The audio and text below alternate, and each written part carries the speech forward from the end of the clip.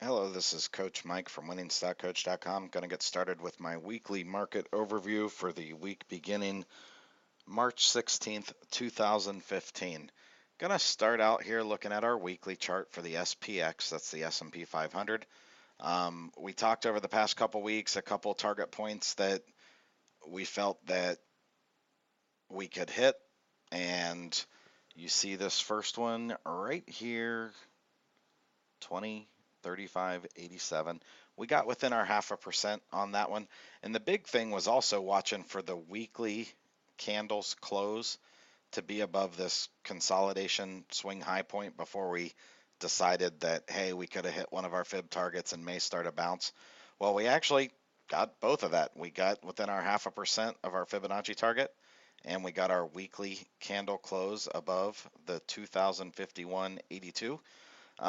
So there's a couple things that we'd want to watch here. First off, if we start a new upswing, that could lead us to a target 21.7838. As long as the markets keep doing what they've been doing for as long as they have been, that seems perfectly feasible. In which case, if we started an up move, we would want to watch our weekly close to still remain above 2051.82. That would be our support level. We'd also want to keep an eye on a little bit of a swing point resistance from the weekly highest weekly close, 21.1030. That'd be a little resistance point. Might act up at a little bit before it gave the full swing. And that's what we'd want to be looking at for the S&P 500. So, getting at it, what I'm really seeing is Wednesday this past week, we hit a bottom point right down at our Fibonacci support level. Thursday gave a very low volume up day.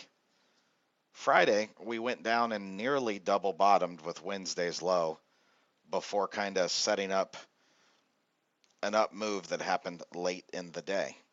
So we're going to break down the chart a little bit on smaller time frames to kind of give you a what to watch for as a higher probability trading pattern before you just jump in on anything.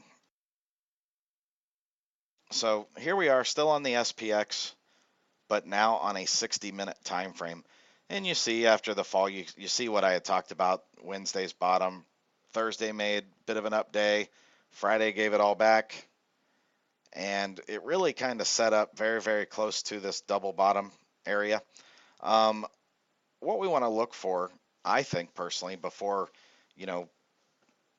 we really convince ourselves that we got a good shot at an upswing, is a high probability trade pattern to establish itself.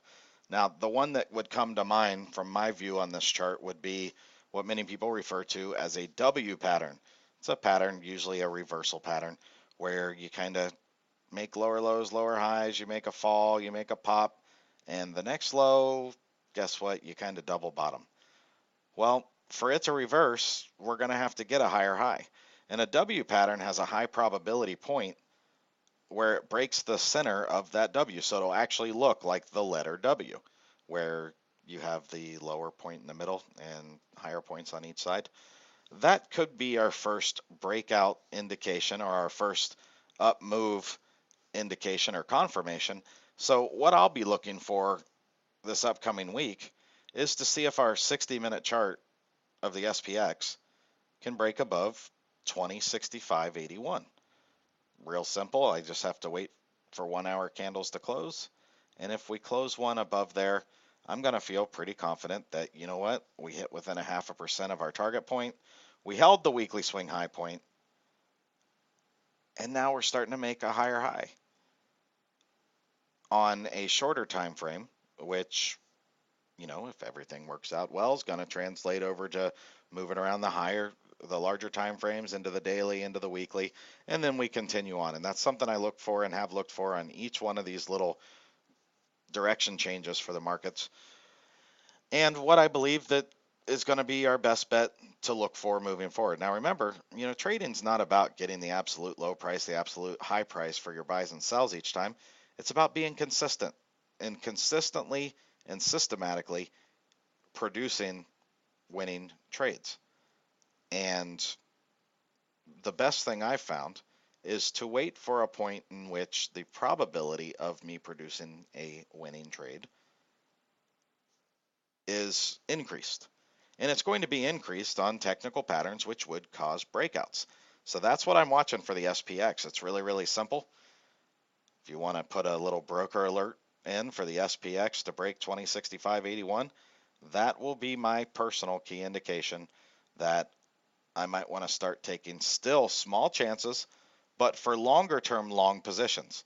This will be my swing trade building stuff that I might be in, anywhere from 2 to 5 weeks.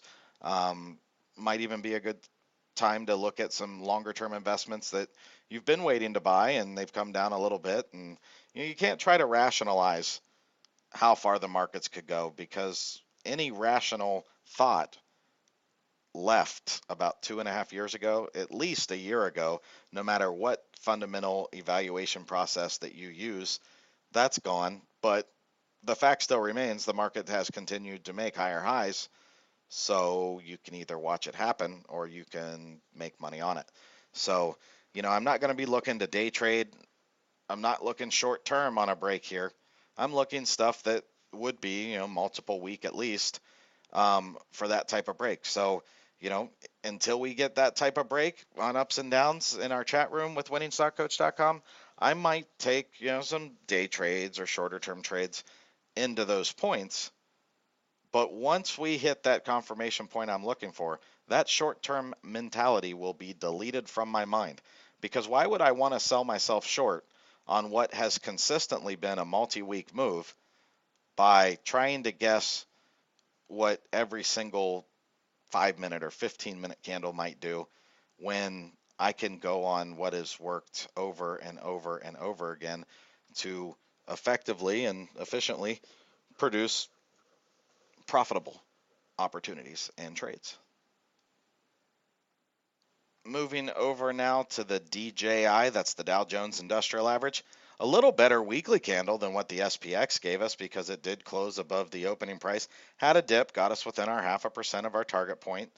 And if we were to continue an up move, we're going to be looking around 18,871 and 36 cents as that upside target. We do have a longer target that I would believe could still get hit by the summer sell-off time, but we need to break this point before we can ever look above it. So that's where we're going to look at. If we get the upwards move, it's very, very simple. We're going to use our weekly chart to establish a support point, 17,672.60. Any weekly close below that would give us an indication that, hey, it might not bounce here, and we might want to exit longs and wait for another support point to be hit. Over now to the RUT, that's the Russell 2000, the small cap index. It actually had a really good week, and we talked last week about how it had not pulling back like the other indices to break this first weekly swing high point to even get into this consolidation level, and how that would still remain our support. Well, as you can see, that swing high point, 12/15/21, held 2 weeks ago. Our close kind of hit right at it. We pushed above it, and we actually made a new weekly high close, now crossing the prior weekly swing high point on the Russell, but still keeping us right in line with this first target point that we had. Now, if we break out from this target point, if you see the SPX, the DJI continuing upwards, I would expect the RUT to still follow, maybe into this 1332.27 area. But I do want to caution that we actually just came right to our target point, but that new weekly high close could be the indication that momentum could be created. So if you're trying to watch small caps and trying to look for an opportunity, you'll notice on this chart you can't really see any volume. Switch it over to your IWM, where volume does exist, and you could look for volume as a momentum indicator. If your volume spikes up now that you made a new weekly high close point, if that volume spikes and the price continues upwards, look at that trade to trade it as a breakout trade, a momentum trade, in which you would exit the trade when, as I say, the MOMO is no mo, which would be indicated by a decrease in your volume after the spike happens, now that a breakout point has been reached. And that could produce a quite nice trade for you. A lot of people like breakout trades. You usually see higher volume in them. And that also means that a lot of your small cap stocks could give you some nice, healthy trades in the upcoming week. Stocks like Yelp, Zillow. Um, I don't like them longer term right now from the charts that I've studied with them, but those are two small cap stocks that are within the Russell 2000 that I do enjoy watching and trading on a regular basis.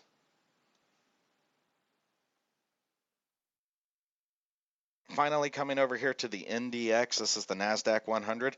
The weekly candle on this doesn't look nearly as good as what we saw with, the SPX, the DJI, or especially the RUT. It looks like we've still continued to fall. This closing point, 43,336, in relation to our prior swing high point that we had, we actually closed below that support point and have still come fairly close to our first target point. If you've noticed through my series of videos, what I've covered with the NDX is you actually, usually on the weekly chart, see a little bit of a lag behind the SPX or the DJI. So don't be surprised if the NDX on the upcoming weekly candle ends up looking like this past week's for either the SPX or the DJI. Let's watch our Fibonacci support levels. If you see the SPX and DJI continue upwards, being this close to our support points that we have here, well, look for opportunities within the NASDAQ 100 to get opportunistic buys closer to your bottoms or to the support levels we're watching. So very, very simple in this upcoming week. And truthfully, as I stated just a few moments ago, I think that the key can be held to being a little bit patient. I'm not asking you to be a lot patient, just a little bit. Look at the possibility, and it's not an actual bullish pattern yet, on your SPX 60-minute chart, that W we talked about. The W is confirmed when we actually break that center point. So keep an eye on your SPX at 2065.81. Look for the breakout, and then take your planned opportunities for the long swings that you've been waiting for and watching for as we've come down into our support levels over the past few weeks that we've planned to come down into. This is Coach Mike from winningstockcoach.com, wishing you the best of luck in your upcoming trading week, and God bless.